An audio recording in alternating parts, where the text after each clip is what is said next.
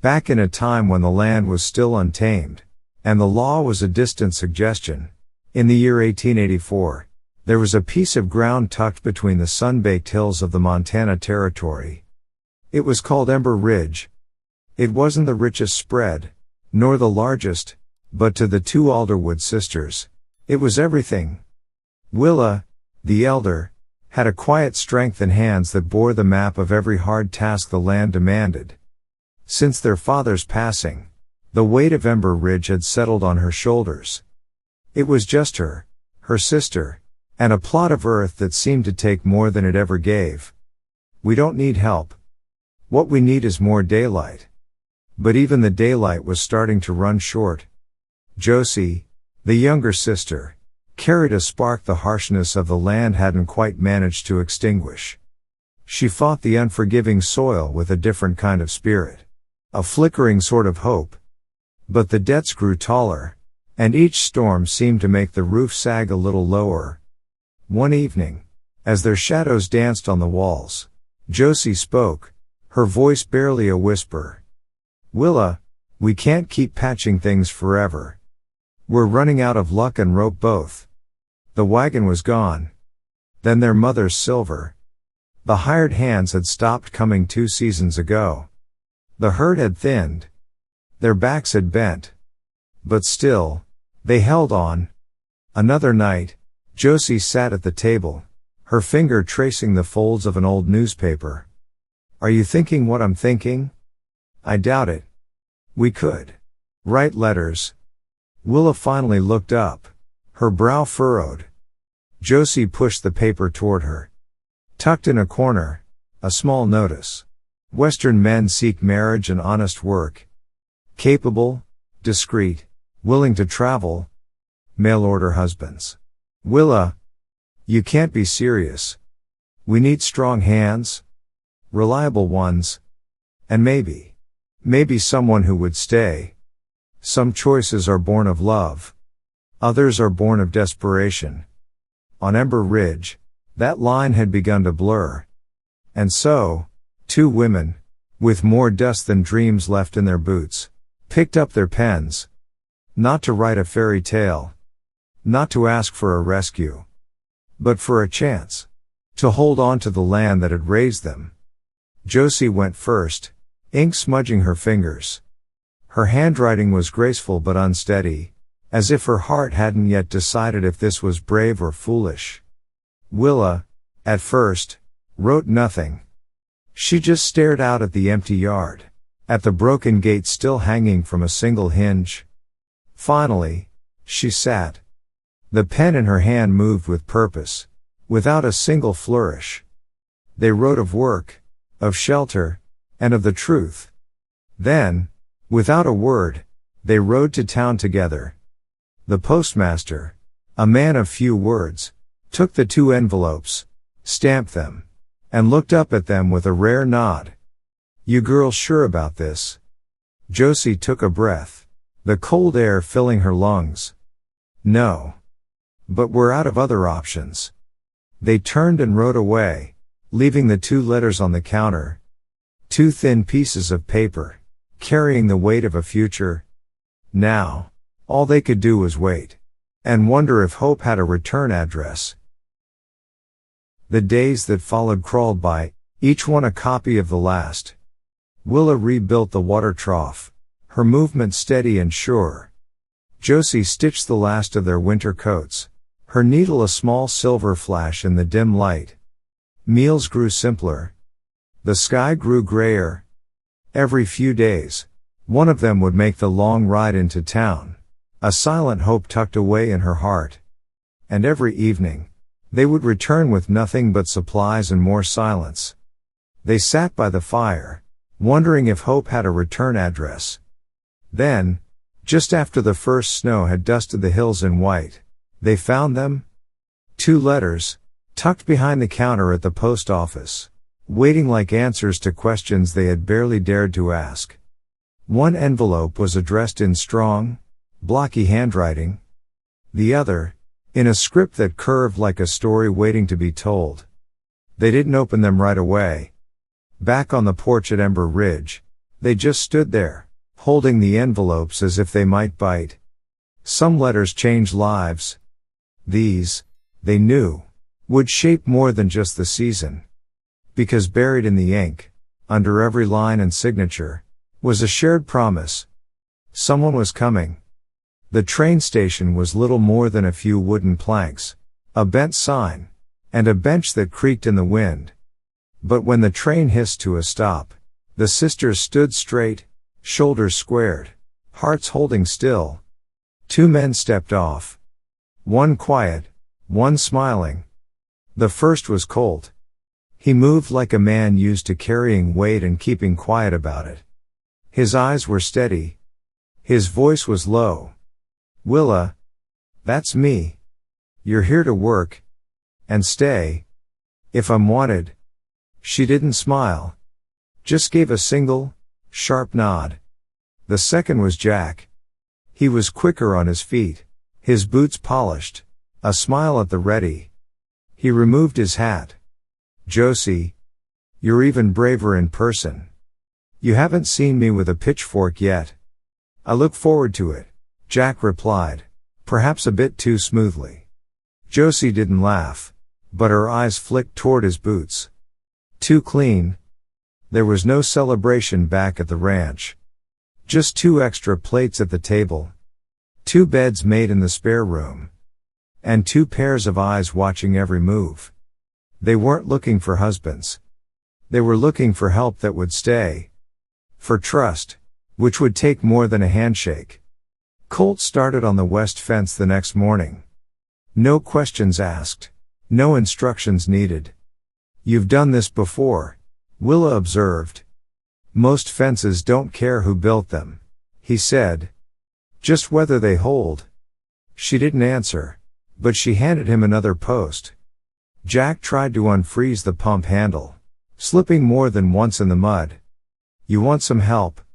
Josie asked, her arms folded. "Is it that obvious?" He replied, his hands red from the cold. "Just wondering if you've ever worked outdoors before." "I've worked. Just, not like this." "Then you'd better learn fast." First impressions weren't bad, but they weren't magic, either. And that was just fine.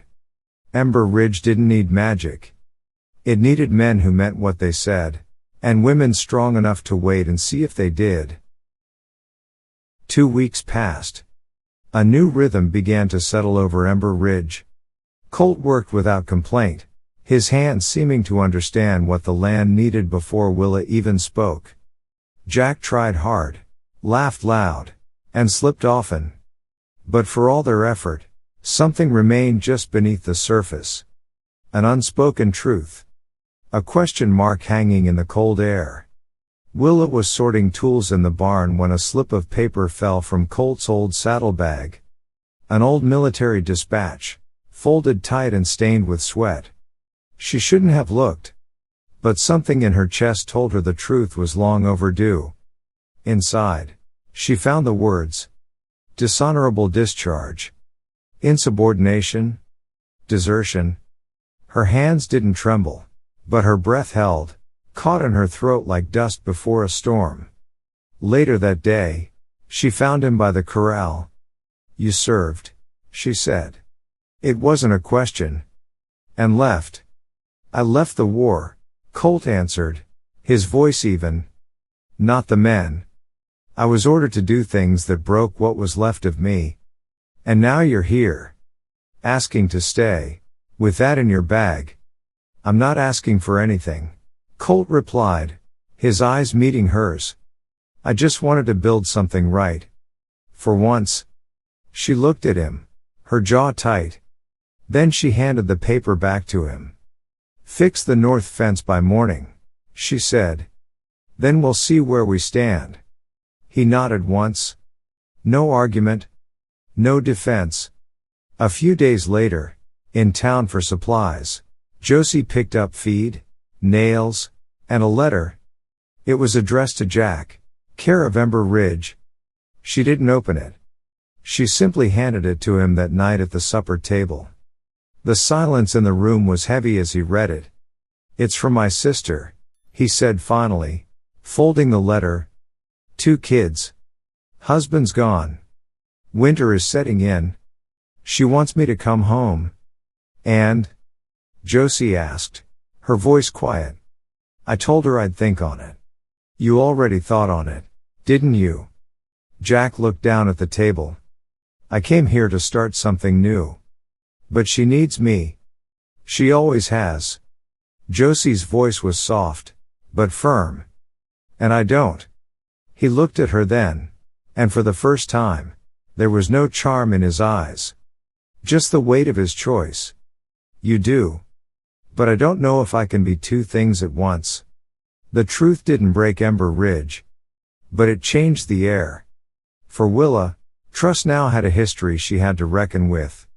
For Josie, it carried the new fear of being second place to someone else's life. And for the men, they now stood on ground that could shift right out from under their boots. The snow came down harder after that.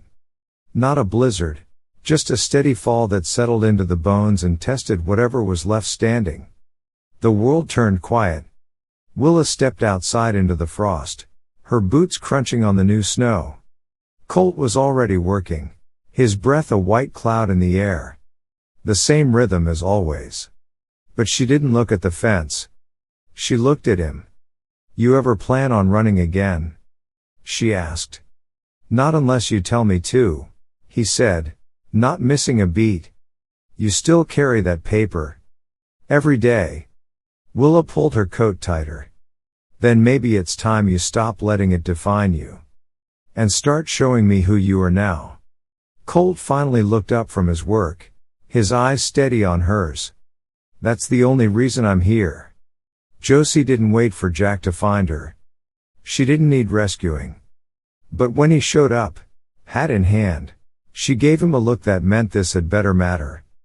I told my sister I'd stay, Jack said, his voice clear. That I'd send money when I could. That I can't be in 2 places at once. And I've made my choice. Took you long enough, Josie said, not looking at him. I thought leaving meant strength, he continued, as if speaking to himself. Turns out, staying does. She finally met his eyes. You sure?